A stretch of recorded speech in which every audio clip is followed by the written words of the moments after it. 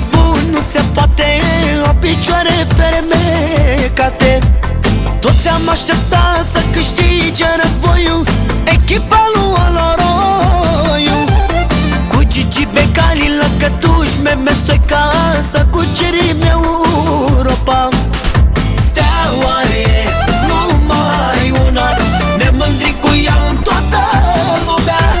Steaua e fermecată, echipa noastră calificată. Steaua e numai una, ne mândrim cu ea în toată lumea.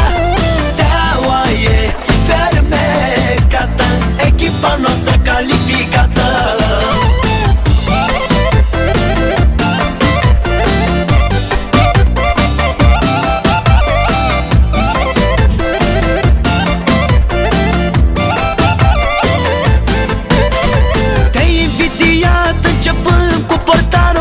Boștină și Ogararu, i-am avut pe Dică, pe Banel și Rădoi, și pe Dumnezeu cu noi. Steaua nu putea să ne dezamăgească, e mândria românească.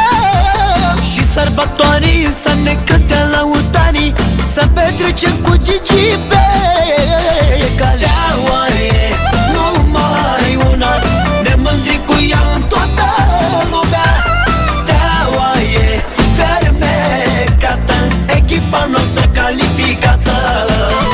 Și acum să curgă banii, bucuria lui Gigi Becali. Suntem plini de fericire, e cea mai frumoasă